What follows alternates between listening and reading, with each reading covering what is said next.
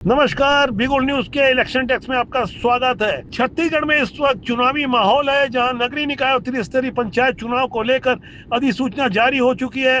Bharatiya Janata party Bhilai जिला के अध्यक्ष पुरुषोत्तम देवांगन से हमारे संवाददाता संतोष शर्मा ने खास बातचीत की। उन्होंने खुलासा किया कि किस तरह से जिन 2 वार्डों में भिलाई में चुनाव होने वाले हैं, उपचुनाव होने वाले हैं, जहाँ से कांग्रेस ने विजय हासिल की थी, लेकिन फर्जी सर्टिफिकेट के कारण उनके दोनों ही पार्षदों को बर्खास्त करना पड़ा। वो दोनों ही सीटें वो कैसे जीतेंगे और साथ ही पड़ोस की नगर निगम दुर्ग में भी क्या खास रणनीति होगी, हम जानने समझने की कोशिश कर रहे हैं। देखिए, भारतीय जनता पार्टी कोई भी चुनाव को बहुत संजीदगी के साथ में लड़ता है।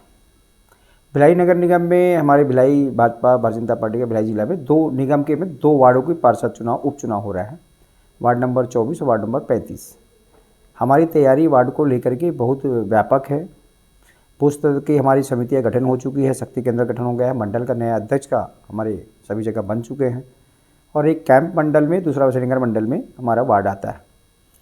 लगातार बैठ के हमारे संगठन की हो रही है और इस चुनाव को लेकर के हम बहुत ही गंभीर हैं। देखिए, अब मैं आपको बताना चाहूँगा कि जो है चुनाव छोटा हो या बड़ा, भारतीय जनता पार्टी उसको बहुत ही गंभीरता के साथ में लड़ता है। यह चुनाव भी हम जो है यहाँ पर जीतेंगे।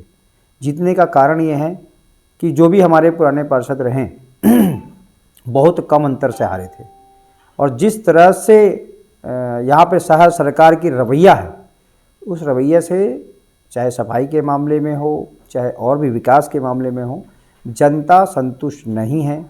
यहाँ का मेयर जो है बिल्कुल जो है नगर निगम में, अगर मैं बोलूँ कि कुंभकर्णी नींद सो रहा है तो ये अति संतुष्टि नहीं होगी, क्योंकि इनको कोई लेना देना नहीं है शहर सरकार से।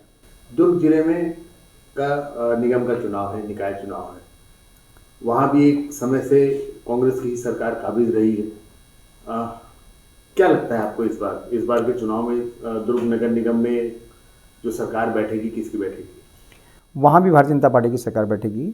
मैं कहना चाहूँगा कि पिछले बार का नगर निगम का चुनाव आपने देखा होगा कि कांग्रेस ने किस तरह से इस चुनाव में अपनी प्रभाव का इस्तेमाल किया, सरकार की दुरुपयोग करते हुए, ताकत की दुरुपयोग करते हुए निगम चुनाव में सारे हमारे जितने प्रत्याशी हैं उनके साथ में पक्षपात भेदभाव करते हुए और कहीं ना कहीं सरकार अपनी दबाव में चुनाव करवाया था। इस वजह से, नहीं तो जनता का आशीर्वाद उस समय हमको भी प्राप्त होता। इन्होंने अगर जिस तरह से अपनी भ्रष्टाचार करते हैं वैसे ही चुनाव में भी धांधली किए थे, जीते हुए पार्षद को हराए थे। भाई साहब, भिलाई में भी 2 वार्डों में उपचुनाव हो रहे हैं और उपचुनाव को लेकर के हमने इनसे बात की। इन्होंने साफ साफ कहा है कि जनता चाहे भिलाई की हो, चाहे पूरे छत्तीसगढ़ की हो, कांग्रेस की सरकार से, कांग्रेस के लोगों से, कांग्रेस की रीति नीति से त्रस्त हो चुकी है और अब बदलाव के मूड में है। फिलहाल भिलाई में 2 वार्डों का चुनाव भी भारतीय जनता पार्टी के प्रत्याशी ही जीतेंगे, इसका पूरा दावा कर रहे हैं।